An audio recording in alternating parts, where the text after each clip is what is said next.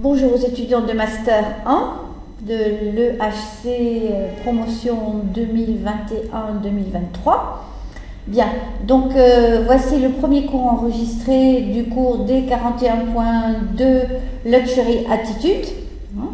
Donc je vous avais transmis au mois de novembre un mémoire qui a été fait par l'Institut des sciences politiques de Toulouse, Sciences Po Toulouse, sur le luxe et sur la stratégie marketing sur un produit du luxe qui est le sac Kelly de Hermès. D'accord ? Donc par rapport à ça, donc il y a toute une première partie du mémoire qui est excessivement intéressante, qui définit dans tous les sens possibles ce qu'est le luxe, les connotations du luxe et les évolutions du luxe à travers les âges.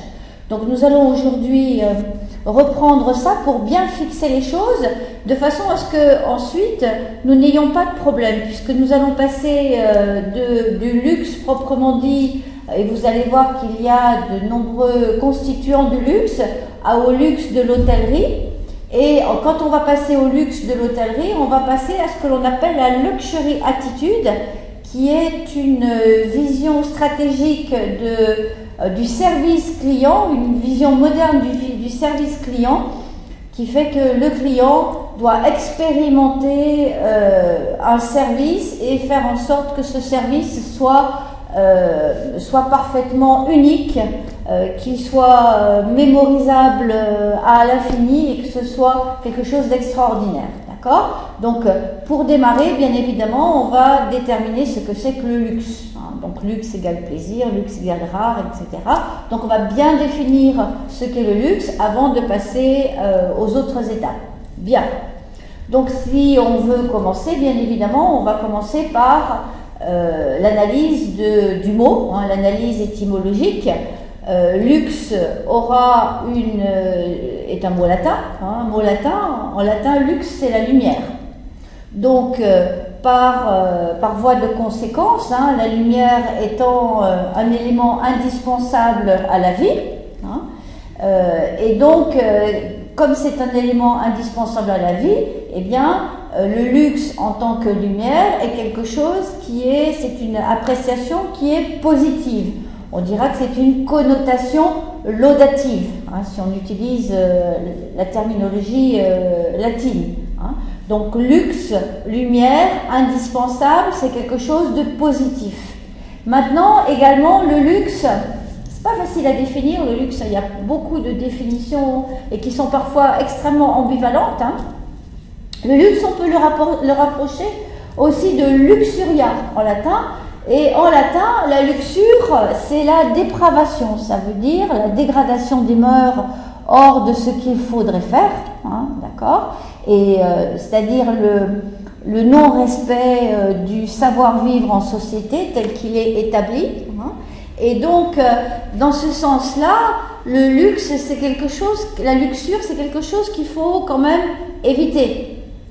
C'est quelque chose qui va être qui va être inutile, qu'on va considérer comme inutile.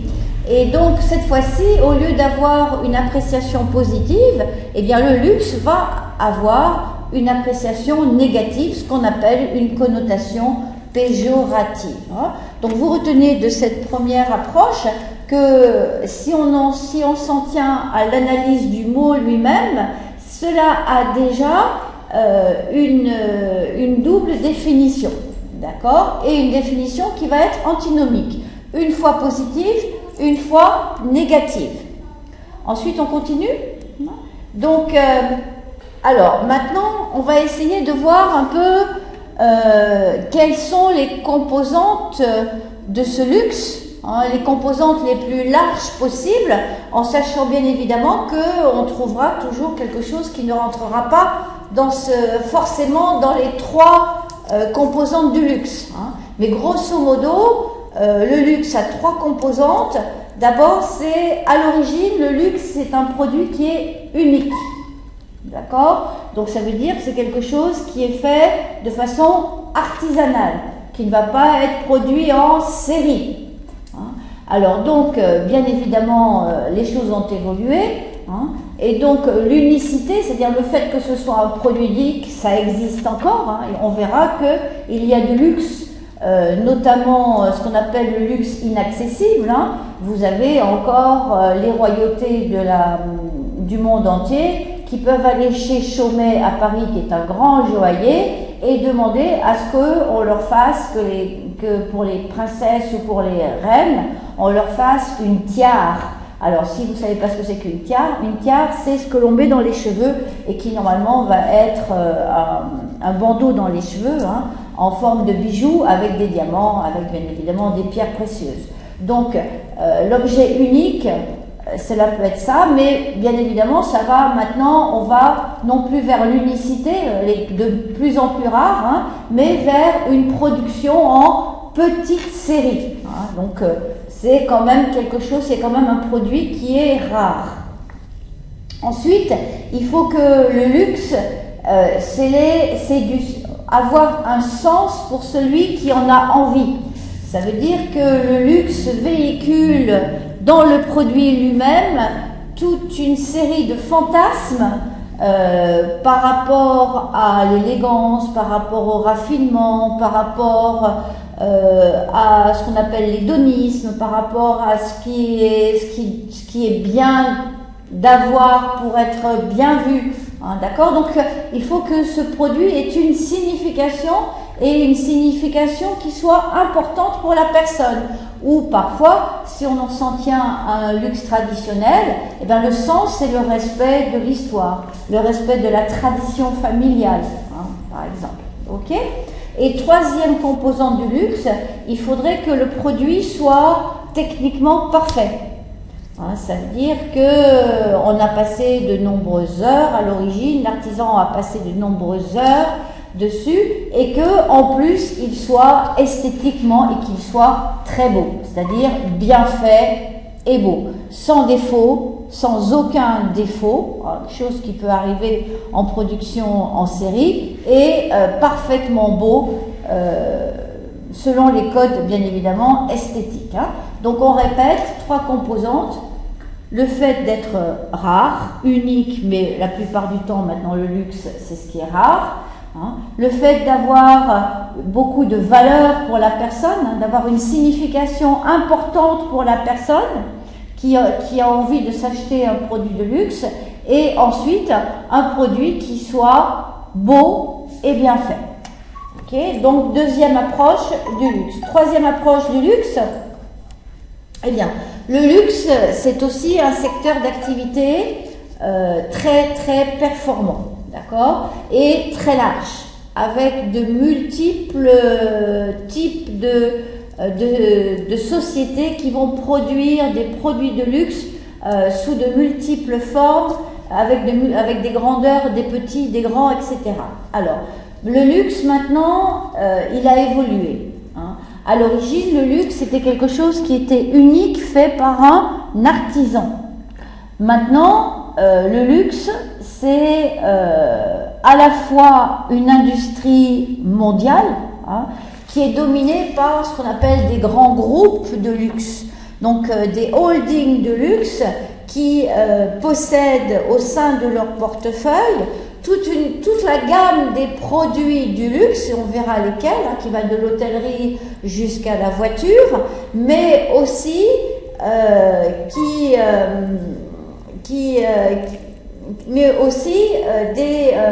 l'artisanat. Hein. Donc des personnes, mais aussi dans ces grands groupes, vous avez du personnel très qualifié et aussi des techniques qui sont anciennes et qu'on essaye de garder authenticité, etc. pour respecter justement ce que l'on pourrait appeler la tradition. Hein. D'accord ? Donc un grand groupe, mais des produits qui sont encore le symbole de l'artisanat, hein, d'accord ? Et puis deuxième critère important aussi, c'est que le luxe c'est à la fois un mélange de passé, hein, de tradition, d'authenticité, mais aussi de science et d'avenir. Hein.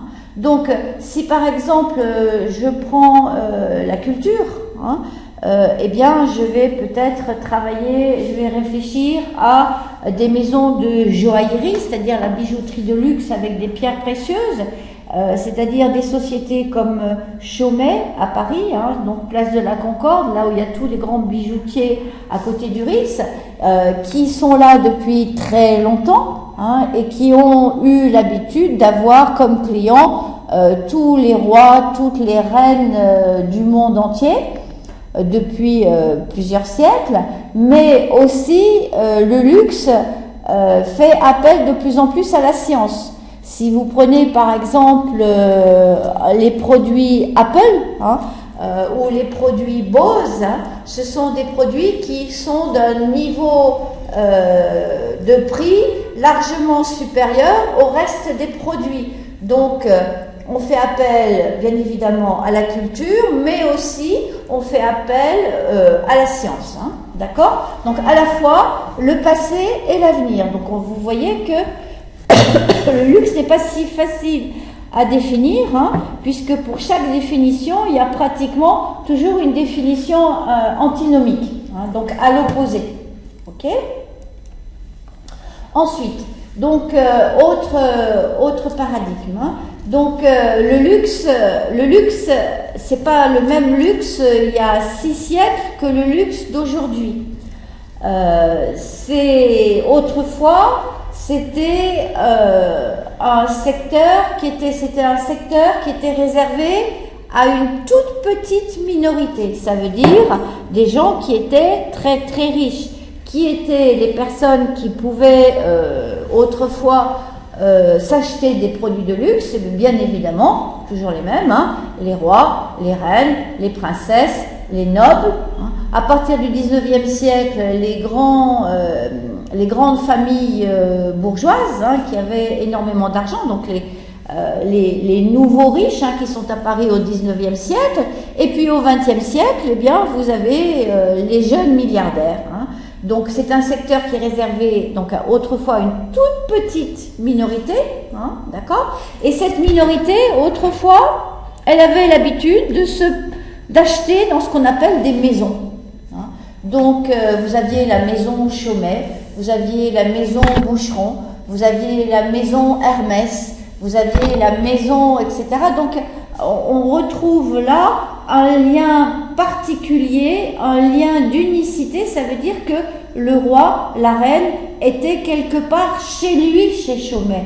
Il était chez lui, chez Hermès, et le roi, la reine, savait qu'on allait produire quelque chose d'unique pour lui. Hein, d'accord ? Vous avez par exemple une maison comme Fabergé, hein, Fabergé qui est un joaillier allemand qui s'est installé en Russie à la fin du siècle dernier, hein, d'accord, du 19e siècle, et qui est resté jusqu'après la Première Guerre mondiale, hein, et donc qui a été un fournisseur de tous les tsars et de beaucoup de les tsars, la tsarine, hein, les fameux, je ne sais pas si vous connaissez les fameux de Fabergé. À chaque manifestation, à chaque cérémonie pour fêter Pâques, hein, donc au printemps, le tsar commandait à Fabergé un œuf extraordinaire pour pouvoir offrir à sa tsarine, à sa femme, hein, d'accord. Et donc les œufs ensuite ont été vendus à des grands millionnaires à travers le monde. Hein. La reine d'Angleterre en avait, mais de très grands millionnaires aux États-Unis en a également acheté. Hein. Donc c'était vraiment une maison. C'était la maison Fabergé, c'était la maison Dior, c'était la maison Chaumet, c'était la maison ce que vous voulez. D'accord? Ok?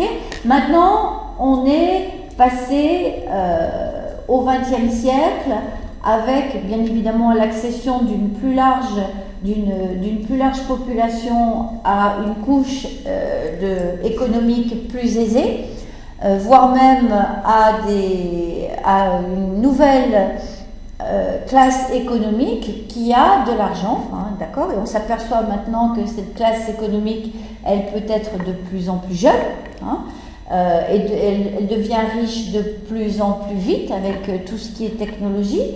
Et donc cette démocratisation fait que ben, les sociétés, les maisons traditionnelles ont dû évoluer. Et donc, si le côté maison existe encore, hein, il y a toujours la maison Chaumet, il y a toujours la maison Boucheron, il y a toujours la maison Cartier, il y a toujours la maison Hermès, hein, mais maintenant on assiste à une concentration de toutes ces maisons, c'est-à-dire qu'elles sont regroupées au sein de conglomérats, hein, et que bien évidemment, avec la mondialisation en plus de la démocratisation, vous avez la création d'énormes groupes de luxe qui vont vendre aussi bien de l'hôtellerie que de la joaillerie, que des parfums, que toute la gamme des produits de luxe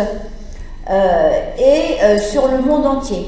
Alors l'exemple le plus abouti, c'est bien évidemment LVMH, hein, pour Louis Vuitton Moet Hennessy. Louis Vuitton étant donc un maltier, donc c'était au 19e siècle, hein, c'était un monsieur, enfin c'était une maison, c'était un atelier qui produisait des cabines de voyage. Alors les cabines de voyage, bien évidemment au 19e siècle, étant donné les robes, étant donné les bijoux qu'il pouvait y avoir, d'abord c'est pas n'importe qui voyageait, et quand ils voyageaient, ils partaient pas pour un jour, donc ils partaient pour une saison, donc ils emportaient avec eux X toilettes et il fallait de l'espace. Et donc les bagages étaient transportés dans des cabines, dans des malles, et ces malles, bien évidemment, étaient en cuir, étaient doublées de soie ou de cuir, etc. Donc, c'était des choses extrêmement précieuses. Et donc, Louis Vuitton était un de ces maltiers, hein, d'accord, qui produisait ces produits pour voyager. Ensuite, Moet, bien, c'est un distributeur de champagne, hein, le champagne étant reconnu comme étant le vin de fête, hein, le vin des fêtes, le vin des riches, hein, le vin des rois, puisque le champagne est originaire de la région de Reims, donc de la Champagne, hein, dans le nord-est de la France, et le champagne à l'origine était le vin qui était consommé à Reims, la ville dans cette région de Champagne, où se trouvait une cathédrale et où traditionnellement tous les rois de France devaient aller pour se faire couronner, ça veut dire pour officiellement être reconnus comme roi de France. Comme c'était bien évidemment une fête importante, on buvait du vin, on fêtait avec le vin, avec un vin de la région qui s'appelait le champagne.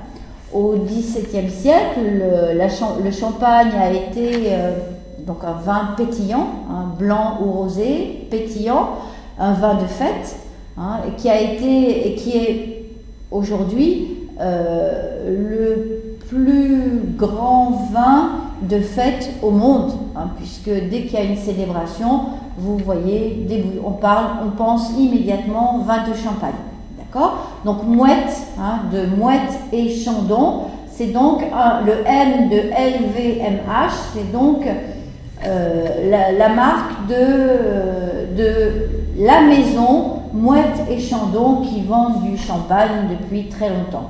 Enfin, le H de LVMH, c'est Hennessy. Hennessy, c'est aussi un groupe, une maison. Et Hennessy, cette fois-ci, c'est plus le vin, c'est ce qu'on appelle des spiritueux, c'est-à-dire des alcools. Et c'est essentiellement, l'alcool le plus réputé, hein, si vous voulez, qui a la connotation la plus chic, c'est ce qu'on appelle le cognac. Le cognac est un alcool français, fait à base de raisin. Hein. À l'origine, c'est la région de Cognac, du centre-ouest de la France, hein, centre-ouest de la France.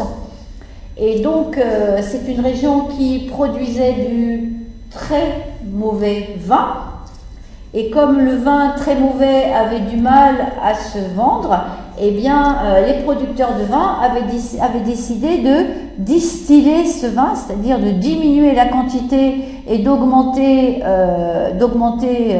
le pourcentage d'alcool. Hein. Et donc, par hasard, ils ont obtenu un alcool qui est resté comme étant l'alcool le plus chic du monde. D'accord? Donc LVMH, Louis Vuitton, Moet Hennessy. C'est l'association de tout ce qui va être maroquinerie, puisque maintenant on ne fait plus de mal de voyage, hein, d'accord? On fait des sacs, et on verra qu'il n'y a pas que les sacs. Hein. Moet Chandon, c'était donc le champagne, et Hennessy, c'était le cognac. Hein. Donc on a vu dans cette diapositive le fait que autrefois on avait des maisons, hein, et que maintenant ces maisons existent encore parce que leur particularité, c'est bien évidemment leur signature. Hein.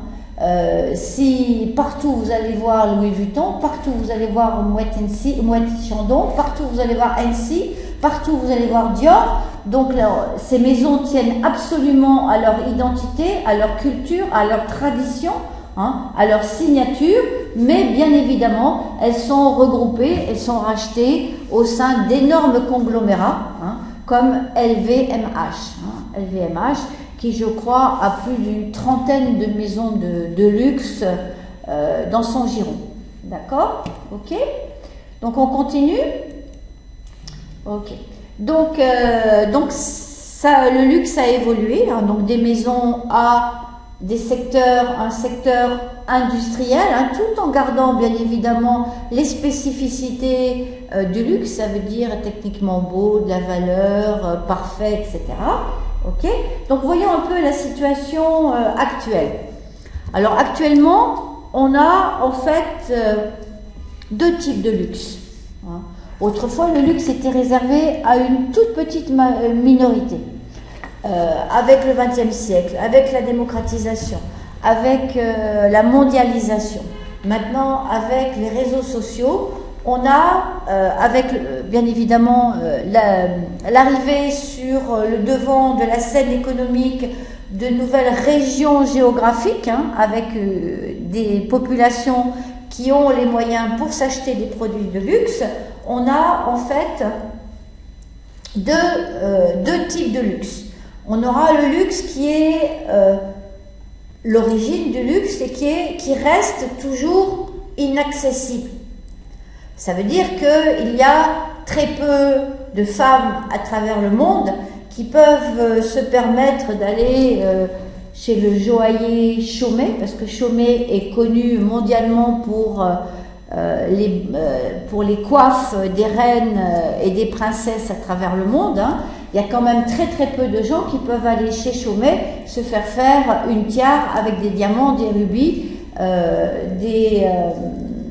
des diamants, des rubis, le verge, des émeraudes, etc., etc. Tout ce qui est pierres précieuses, hein, d'accord, des saphirs, etc. Ok. Donc le luxe, il y aura toujours un luxe inaccessible pour l'immense majorité, 99,9% de la population mondiale. Et puis vous avez un luxe qui se démocratise, un luxe intermédiaire qui va lui être de plus en plus visible sur le marché des produits de luxe, avec une clientèle qui, elle, s'agrandit, hein, qui se mondialise, hein, et qui est absolument nécessaire. Pourquoi? Parce que ces maisons de luxe sont regroupées maintenant dans des entités industrielles qui sont bien évidemment gouvernées par le développement et le profit. D'accord? Ok? Et donc on veut avoir de plus en plus de chiffres d'affaires, on veut avoir de plus en plus de profits, on veut avoir de plus en plus de marchés. Donc bien évidemment on est bien loin de la maison qui est située dans un quartier bien spécifique, par exemple à Paris, où le client va se déplacer pour aller commander, prendre des mesures, faire des essais d'un produit unique. Hein, d'accord? Donc un luxe qui est toujours inaccessible et un luxe qui est plus accessible. Hein. Donc vous voyez qu'on continue dans ce qu'on appelle, dans ce qu'on a vu dans les définitions de luxe, on continue toujours dans cette dichotomie, hein, cette antinomie. Hein. Toujours le luxe, ça a deux significations qui sont parfois un peu contradictoires. Alors, ça c'est une figure que j'ai utilisée l'année dernière dans un cours, dans le cours de M2, que je trouve intéressante. Hein. Alors, donc vous avez dans cette figure, vous avez la hiérarchie, c'est-à-dire le classement par ordre d'importance, hein, des objets de luxe. Hein. Donc vous avez sur la gauche, vous avez le classement des personnes qui sont intéressées par les produits de luxe en 3 catégories. Vous avez la classe des nantis, hein, et distinctive, hein, donc distinction, hein, donc elle est nantie, ça veut dire excessivement riche, hein, d'accord, et distinctive, ça veut dire qu'ils sont différents des autres, les rois et les reines, on est d'accord. Maintenant vous avez une classe en dessous qui est la classe intermédiaire. Ça c'est ce qu'on pourrait appeler les gens qui sont les premiers, sont les gens qui ont été toujours riches. Hein. La classe intermédiaire, ce sont peut-être les gens qui sont devenus riches par leur savoir, par leur industrie, etc., etc. Et puis vous avez une troisième catégorie. Ce ne sont pas forcément des gens qui sont devenus riches, mais c'est ce qu'on appelle la classe moyenne. Ça veut dire que ce sont des personnes dont les revenus sont suffisamment élevés pour pouvoir s'acheter non pas toute une gamme de produits de luxe, mais certains produits de luxe spécifiques, hein, d'accord, par rapport à ce qu'ils aiment, hein, soit du parfum par exemple, hein. On va s'acheter un parfum Guerlain, on va s'acheter un parfum Dior, ou bien on va s'acheter un sac Chanel, ou bien on va s'acheter un tube de rouge à lèvres Christian Dior, hein, par exemple. Okay. Donc on va s'acheter non pas une gamme de produits, non pas des choses uniques, mais un produit qui va être bien signé et qui va montrer que moi je vais m'acheter par exemple le bâton de rouge à lèvres de Hermès, hein, qui est une grande maison de maroquinerie également, hein, parce que si je sors le bâton de rouge Hermès, on va s'apercevoir immédiatement que c'est Hermès et que c'est pas n'importe quoi, et donc je me place comme étant quelqu'un qui peut avoir accès aux produits de luxe. Hein.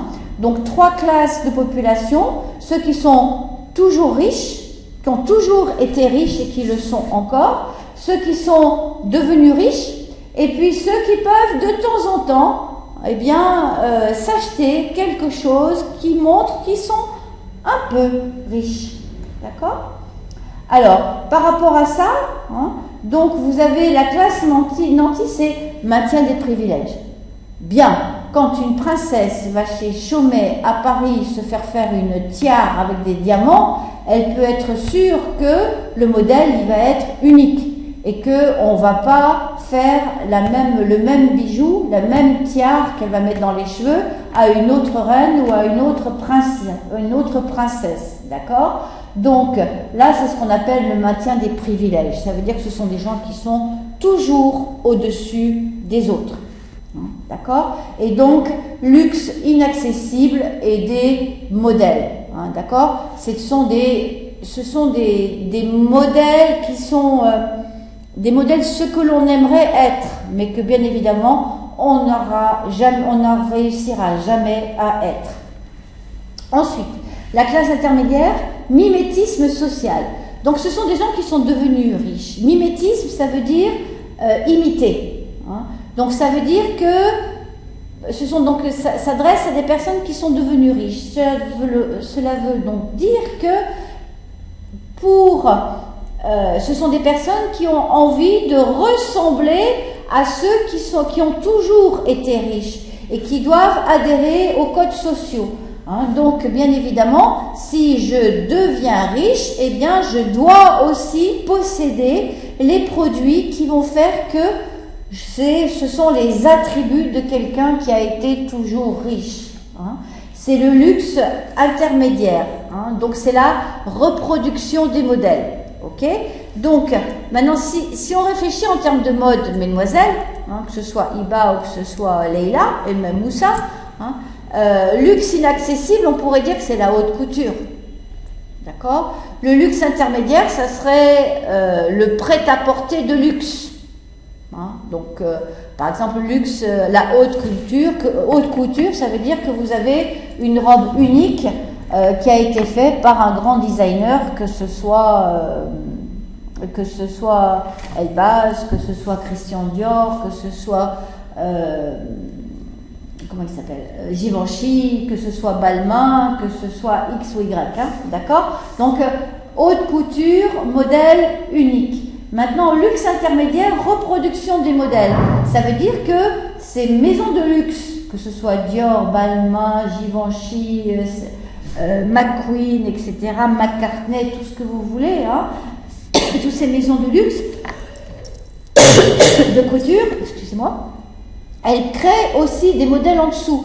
Donc des séries de modèles qui sont limités, hein, qui sont beaucoup plus accessibles que le modèle unique. Mais le modèle unique sera toujours unique. Personne ne copiera le modèle de la robe haute couture.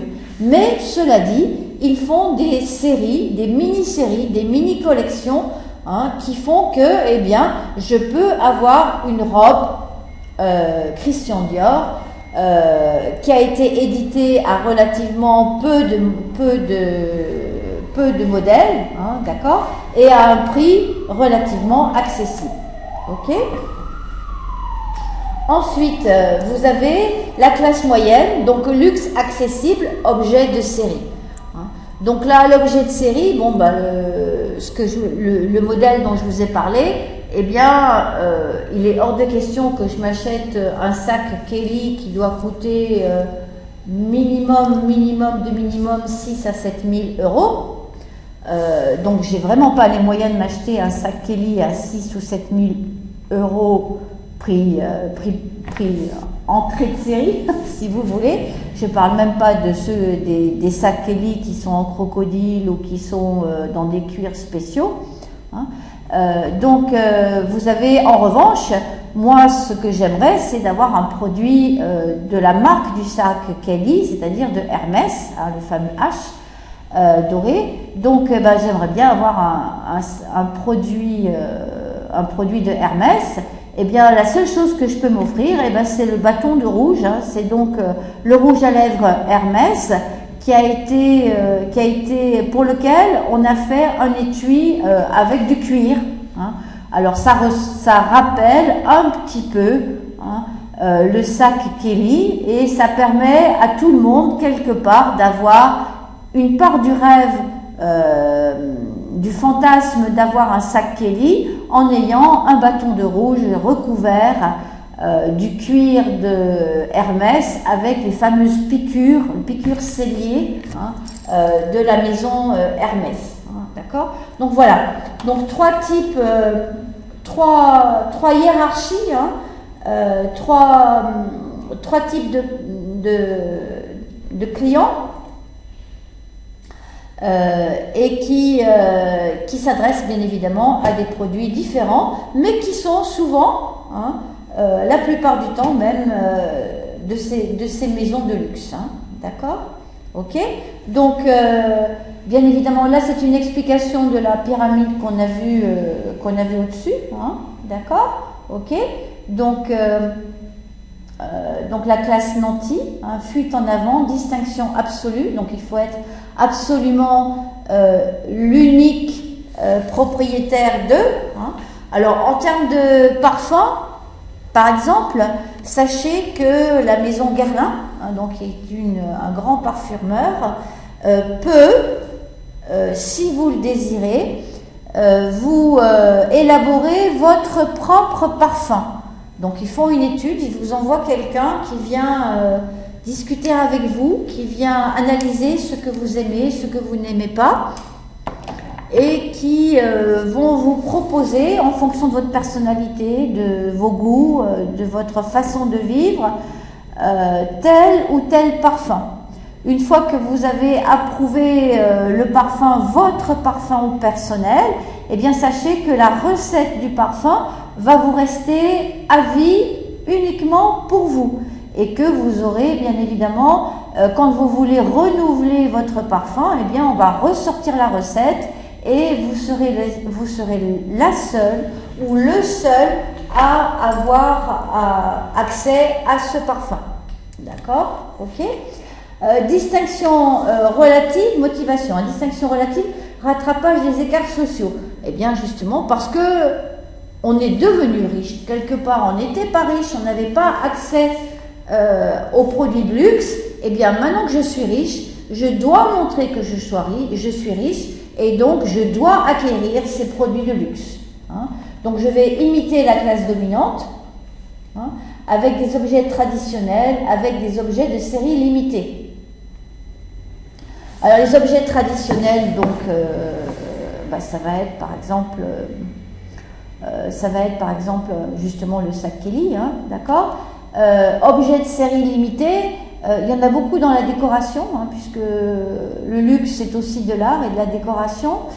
Alors en général, série limitée, si vous feuilletez les magazines de décoration, la différence entre un objet de série et un objet de série limitée, c'est relativement facile à savoir dans ce genre de magazine. Quand vous voyez le prix, c'est un objet de série. Quand c'est un objet de série limité, on vous dit prix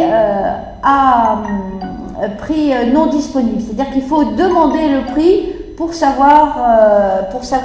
avoir la possibilité d'être intéressé ou pas. Hein, d'accord? Ok? Donc voilà. Donc grosso modo, c'est la même chose que la pyramide qu'on a vue précédemment. Hein, d'accord? Donc les toujours riches, ceux qui deviennent riches et ceux qui sont pas riches, mais qui veulent quelque part, par certains côtés, montrer que, eh bien, ils ont la possibilité de paraître riches. D'accord? On continue? Alors, maintenant, il faut se poser la question, pour le consommateur, qu'est-ce que c'est quelle est la signification du luxe? Alors,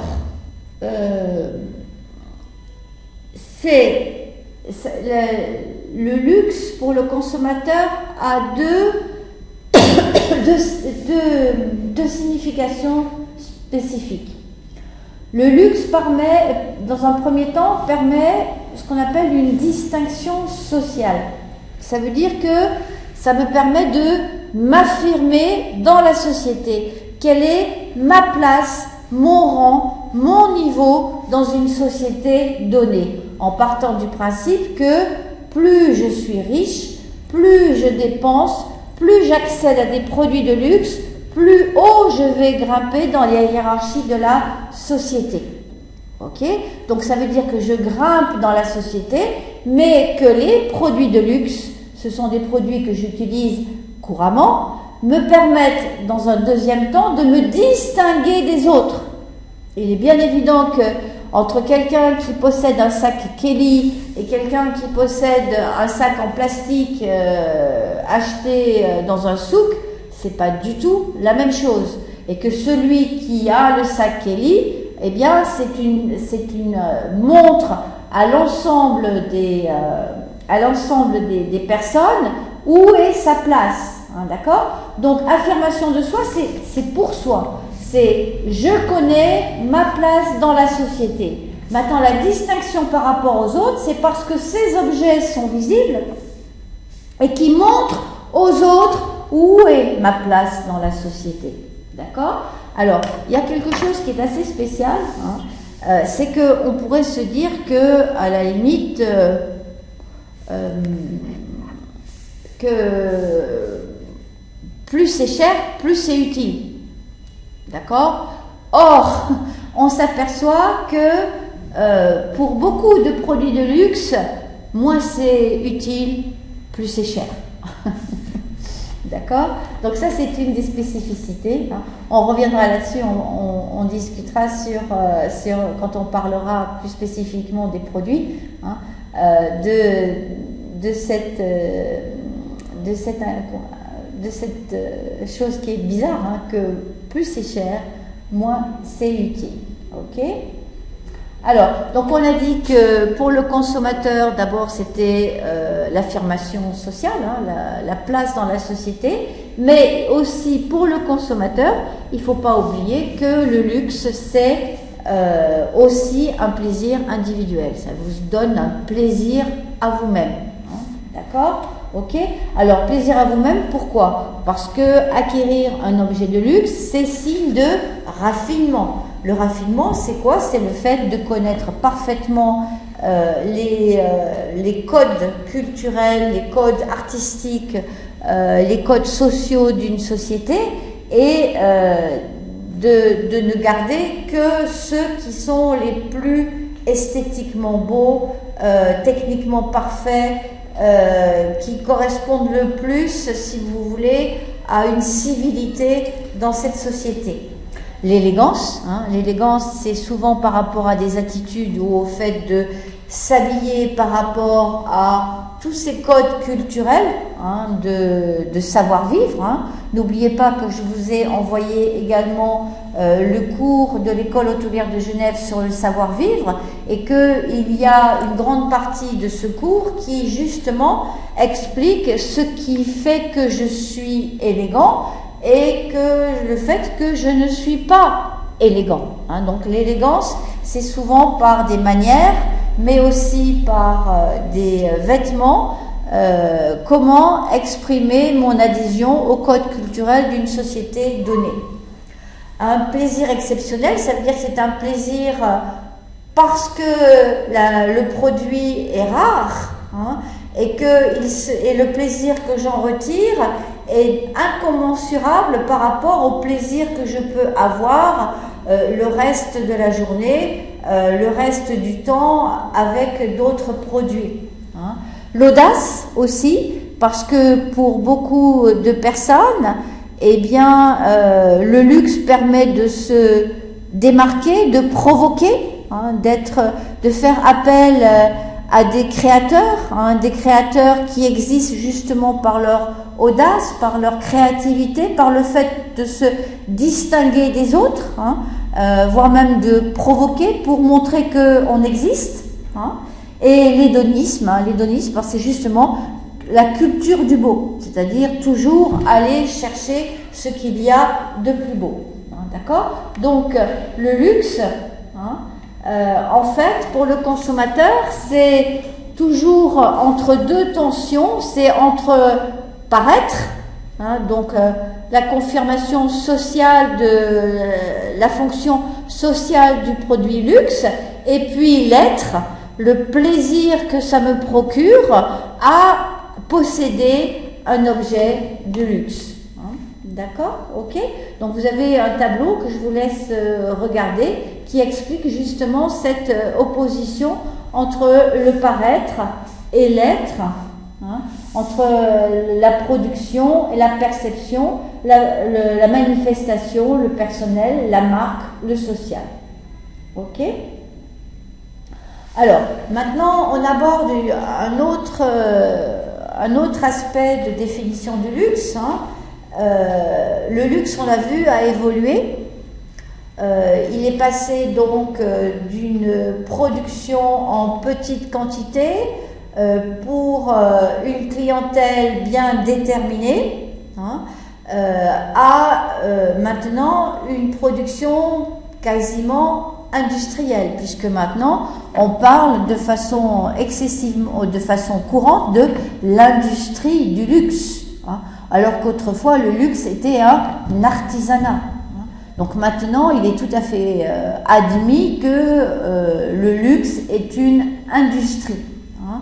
Et comme toute industrie, bien évidemment, elle est liée à tous les facteurs de concurrence, hein, et de rentabilité et de profit. Alors comment est-ce qu'on va pouvoir allier justement cet aspect industriel, hein, avec le côté qui existe encore de qualité, d'authenticité, de lien à une maison qui était autrefois artisanale et qui était connue pour le beau, l'esthétique, le rare ou l'unique. D'accord ? Donc il y a toujours cette tension entre l'industrie, l'artisanat. Hein. Donc on continue dans cette définition du luxe, toujours avec des définitions ambivalentes. Alors comment est-ce que les entreprises de luxe vont pouvoir gérer à la fois l'être et le paraître? D'accord? Ok? Donc à la fois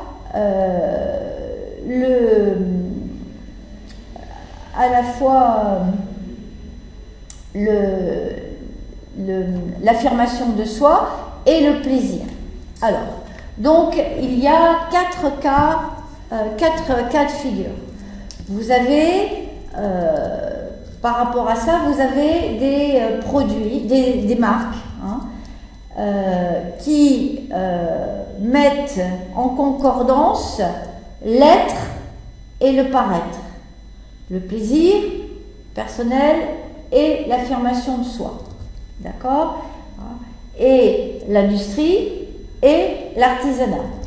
Donc, si une marque a à la fois l'être et le paraître, les valeurs et la communication, hein, la gestion de la marque est en accord avec les valeurs qu'elle véhicule.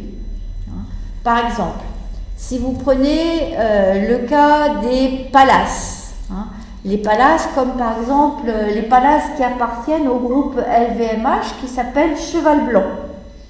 Vous avez donc un groupe qui va promouvoir un produit de luxe et avec des connotations luxe, paraître luxe, et qui va donner des services de luxe. Donc il y a véritablement concordance entre l'être et le paraître. D'accord? Ferrari également. Hein, donc l'être et le paraître. Hein, même si Ferrari a une connotation qui est peut-être justement un peu trop ce que j'appellerais bling bling. Hein, mais c'est quand même dans l'air du temps. Hein, d'accord? Maintenant, vous avez une deuxième attitude. Hein, vous avez des sociétés de luxe qui existent, mais qui ne veulent pas paraître, qui ne communiquent pas. Et donc, la gestion de la marque, je mise sur le secret, sur le confidentiel. D'accord? Et là, on est resté justement dans un registre de luxe inaccessible. Hein, d'accord? Alors, par exemple, bon, je reprends toujours l'exemple de la fameuse maison Chaumet, C-H-A-U-M-E-T, hein, qui est une maison de très haute joaillerie et dont vous ne verrez pas la publicité dans tous les magazines de mode, alors que pratiquement toutes les autres maisons de joaillerie ont cette publicité. D'accord? Vous avez également pour l'horlogerie, vous avez la maison Patek Philippe. Hein. Patek Philippe est une marque d'horlogerie suisse, hein, qui est connue, hein, qui est reconnue, qui va jouer sur la tradition familiale, sur l'authenticité, sur l'histoire, et qui ne va pas, contrairement à d'autres maisons d'horlogerie, hein, jouer sur la communication, sur le sport et des choses comme ça, hein, sur le fait de gagner, sur le fait de communiquer sur la durabilité, sur etc. Donc c'est une marque qui est encore confidentielle, mais tout le monde sait bien que, bien évidemment, si vous avez énormément d'argent, eh bien, peut-être que vous préférez, bon, vous aurez probablement les deux, hein, mais il est de encore meilleur ton d'avoir une montre Patek Philippe que d'avoir une montre d'une autre grande maison d'horlogerie, mais beaucoup plus courante et beaucoup plus connue. Hein, d'accord? Donc Chaumet, Patek Philippe, hein, Chaumet pour les femmes et Patek Philippe pour les hommes. Ensuite, vous avez troisième cas de figure, une société, elle n'existe pas, hein, elle n'a pas de produit véritablement de luxe, hein, mais elle veut paraître. Alors, la marque communique sur des valeurs qu'elle ne véhicule pas. Hein. Donc, quelque part, c'est un mensonge. Donc, quelque part, on va vous vendre un produit luxe d'une maison parisienne, par exemple, de la confection d'une maison de couture parisienne, mais ce que vous ne saurez pas, c'est que le vêtement n'est pas fait à Paris, mais il est fait dans un atelier à Hong Kong ou bien à Addis Abeba. Donc quelque part, on achète le monogramme de Dior ou le monogramme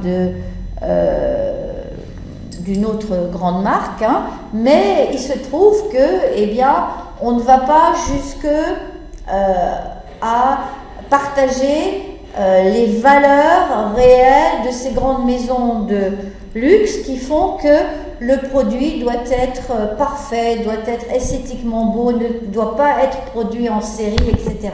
Donc ça concerne tout ce que j'appellerais le luxe intermédiaire, c'est-à-dire la possibilité de s'acheter eh bien, des vêtements de prêt-à-porter de luxe qui sont fabriqués très bien, ils sont très bien fabriqués, hein, dans d'autres pays que par exemple la France, hein, même si la signature du vêtement, eh bien, c'est la signature d'une marque française.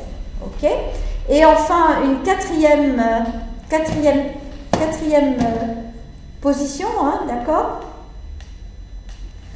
Alors, donc vous avez une société qui n'a ni les valeurs, hein, et qui ni le paraître. Ça veut dire qu'elle n'a ni la qualité, ni la communication. Alors ça, bien évidemment, c'est le cas extrême, c'est le cas de la contrefaçon. Vous savez que c'est une catastrophe pour tous ces grands groupes de luxe.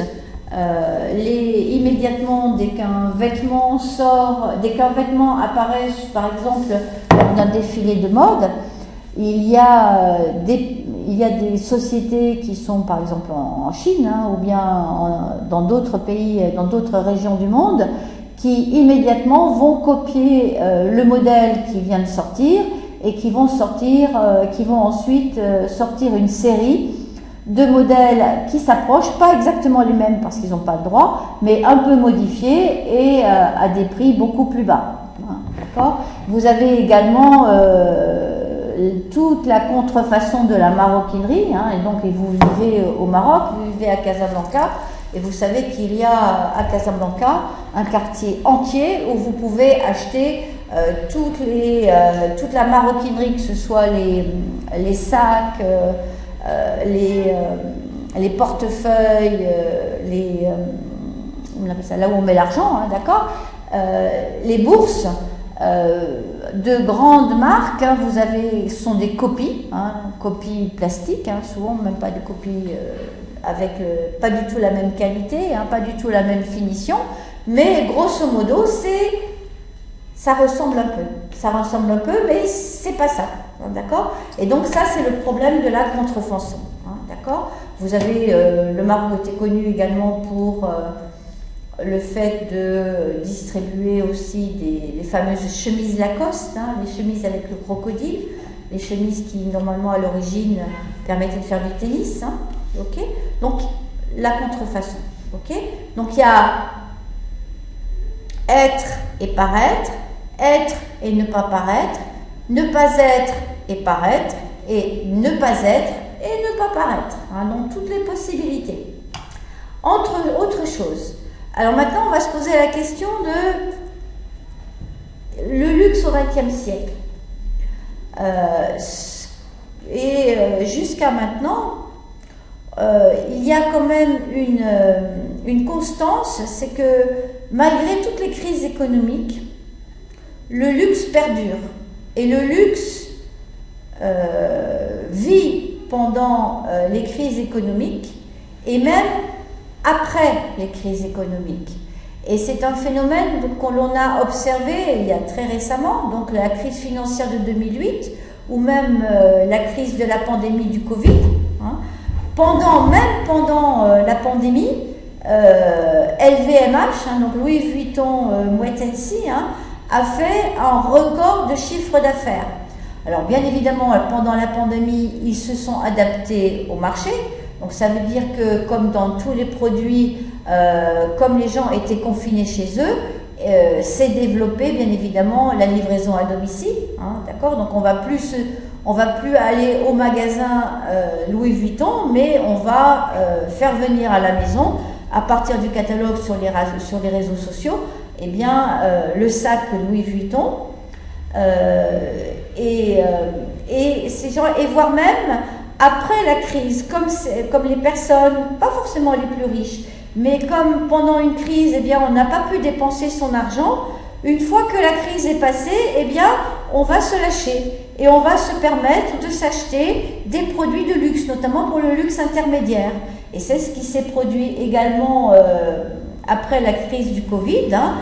Toutes ces sociétés de luxe ont des records de vente, alors qu'on pourrait imaginer que ce seraient les premières touchées par ce type de crise économique. Autre chose intéressante, maintenant, qu'est-ce qui va se passer pour le luxe au XXIe siècle? Alors, il y a bien évidemment des évolutions. Hein. En plus de la démocratisation du luxe, hein, et du fait que le luxe maintenant c'est en fait une industrie mondiale, hein, il y a quand même eu un certain retour aux sources, et notamment les clients, comme dans l'air du temps, hein, il y a un souci de développement durable. Et donc les industries du luxe ont dû se mettre en accord par rapport à tout ce qui est souci d'écologie. Donc produire sans abîmer la nature, produire et quelque part protéger la nature. Alors je ne sais pas si vous regardez la chaîne CNN, vous voyez que Rolex, hein, donc la marque de montre de luxe Rolex, fait pratiquement des publicités toutes les heures, hein, sur son action pour la protection animale et la protection de la nature à travers le monde. Donc on essaye quand même, on fait attention maintenant à l'écologie, et également on fait attention aux conditions de travail. Alors on s'est aperçu que toutes ces maisons de luxe faisaient appel à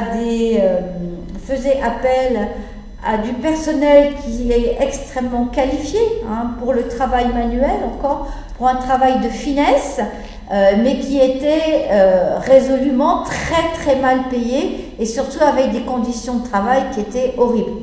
Alors il y a eu plusieurs accidents à travers le monde, en Inde, je crois, au Bangladesh, en Chine, et si bien que ces maisons de luxe ont été quand même obligées, eh bien, de réfléchir un peu, soit de relocaliser, hein, certaines fabrications en Europe, ou bien de s'assurer que leur personnel, dans leurs usines en Éthiopie, dans leurs usines au Bangladesh, dans leurs usines en Chine, dans leurs usines à Hong Kong, eh bien, vivaient à peu près correctement. Parce que c'est quand même un comble d'avoir des gens qui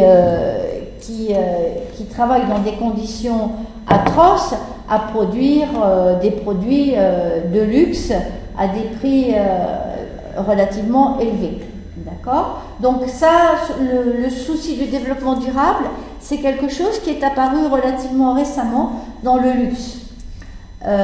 Autre chose, bien évidemment, hein, donc l'importance des réseaux sociaux, de la publicité, de la communication, hein, c'est quelque chose que vous voyez quand vous achetez un magazine féminin, vous vous apercevez que les 20 premières pages vous avez systématiquement sur chaque page, vous avez une publicité pour une marque de luxe, que ce soit de la confection, que ce soit du parfum, que ce soit de la joaillerie, que ce soit de la maroquinerie, que ce soit des chaussures, etc.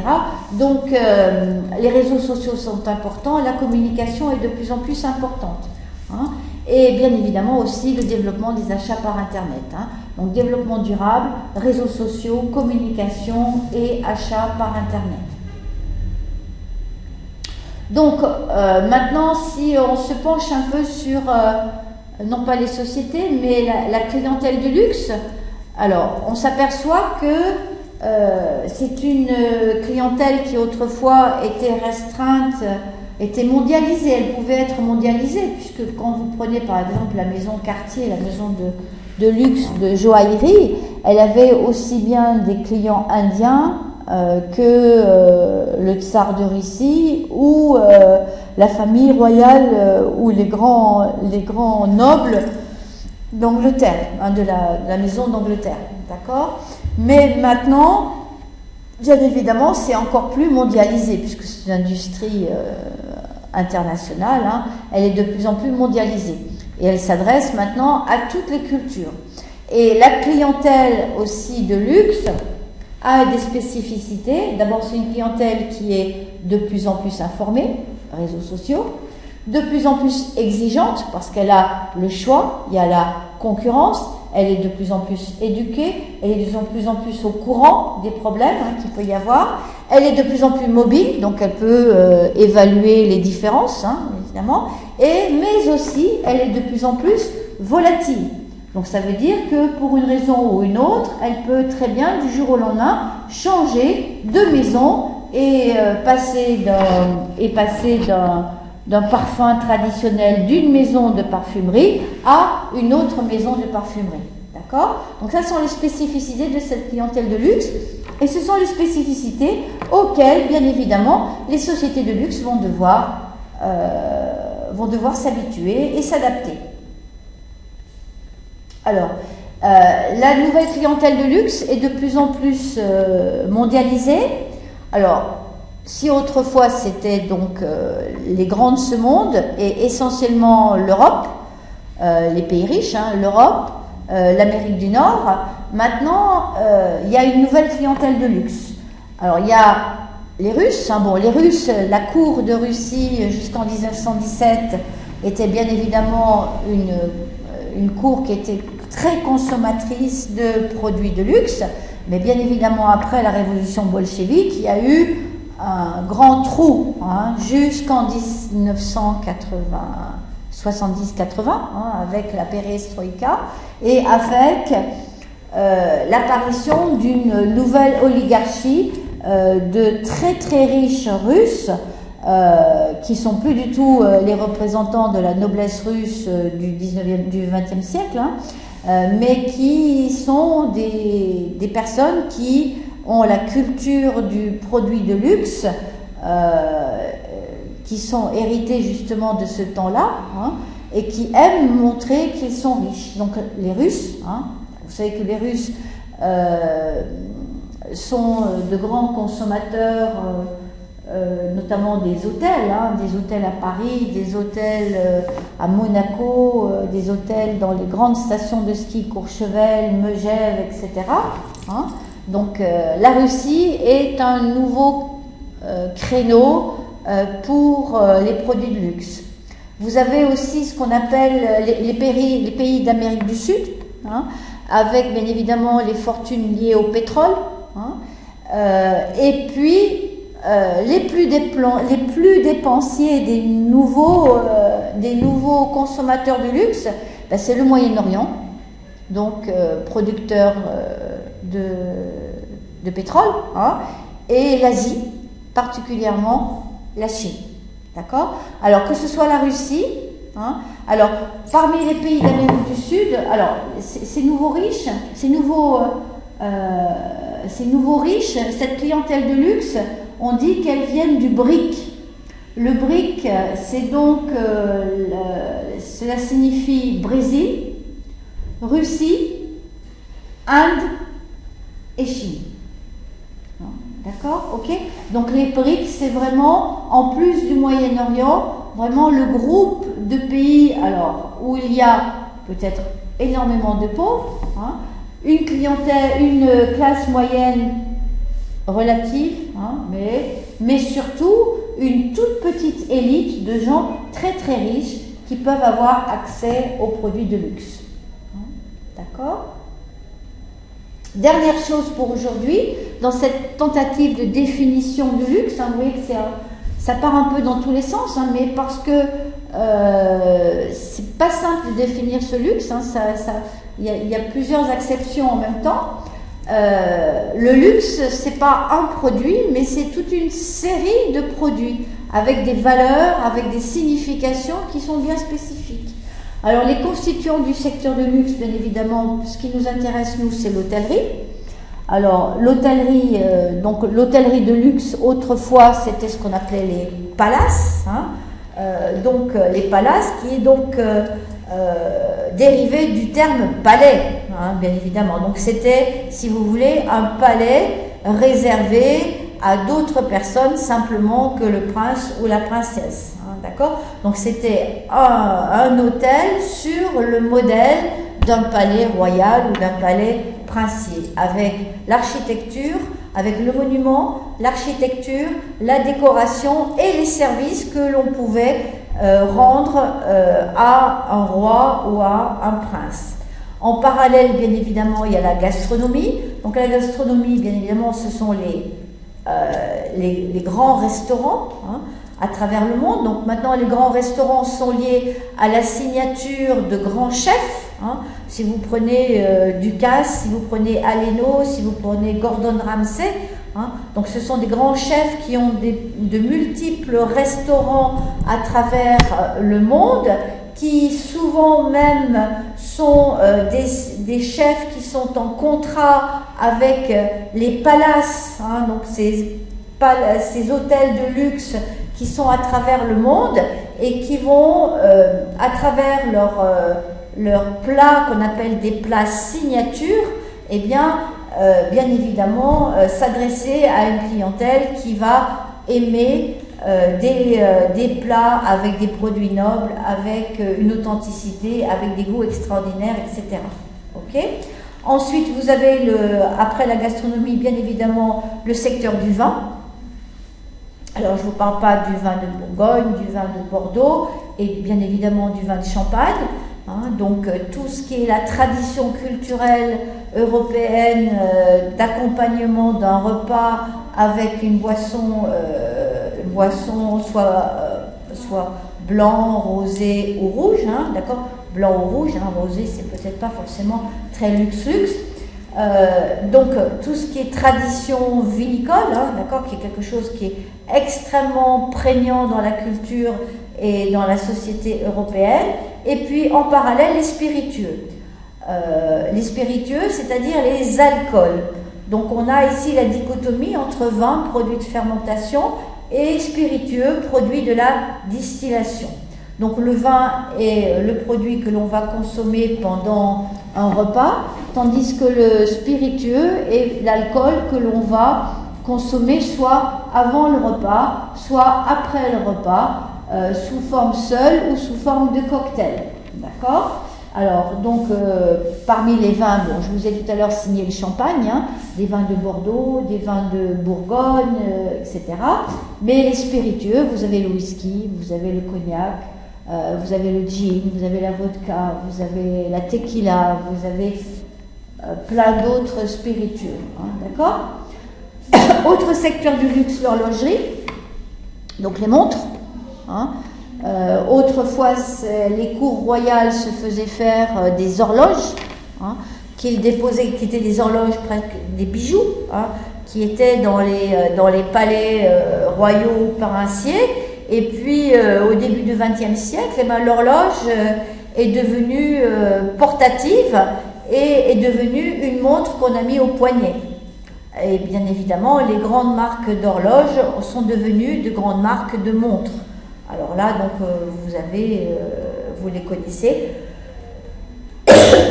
Alors donc je vous ai parlé de Patek Philippe, hein, qui est qui est une marque plutôt confidentielle mais très grand luxe, ou bien vous avez une marque qui est beaucoup plus connue qui s'appelle Rolex. Hein, d'accord? Ok. Ou bien vous avez d'autres maintenant, Chanel également, qui fait des montres également. Hein.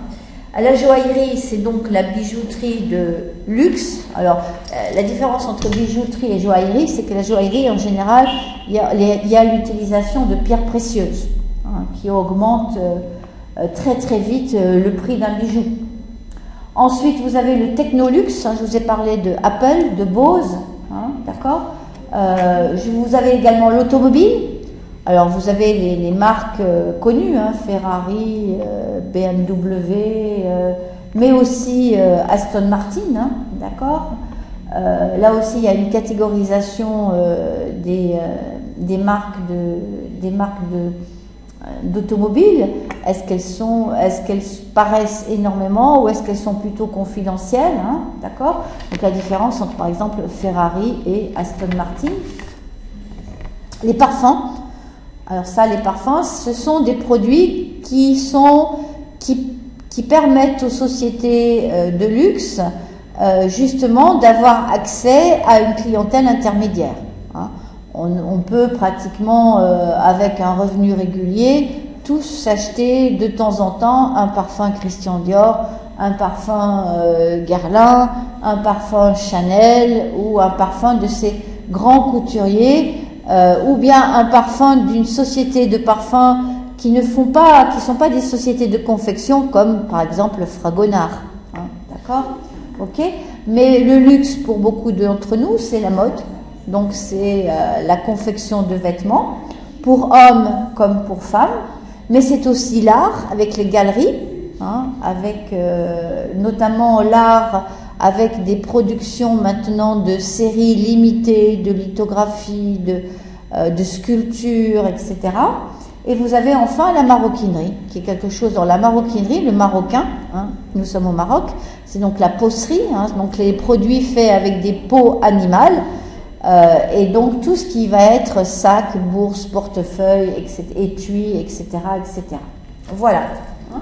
Donc nous avons terminé cette première présentation du luxe par essayer de définir ce que peut vouloir dire le luxe dans toutes ses acceptions. Hein. On a vu que c'est relativement difficile, hein, parce que même si je dis que le luxe c'est ceci, ben, je vais trouver que le luxe ça peut être aussi cela. D'accord ? Cependant, c'est intéressant. Alors moi, ce que je vous conseille, c'est de relire attentivement, hein, de reprendre le mémoire, hein, sur le sac Kelly et de relire cette première partie de la page 11 à la page 55, parce que si vous comprenez réellement ce que c'est, eh bien ça va vous permettre de savoir qu'est-ce que vos clients vont attendre dans votre hôtel en termes de service. Hein.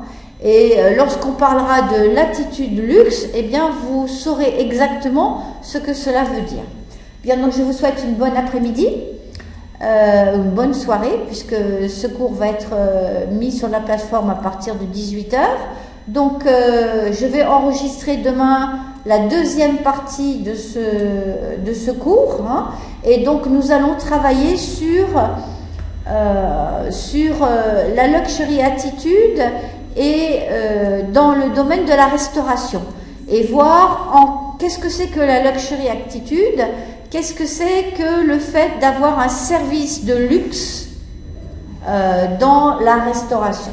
Bien, bonne journée à tous, à bientôt.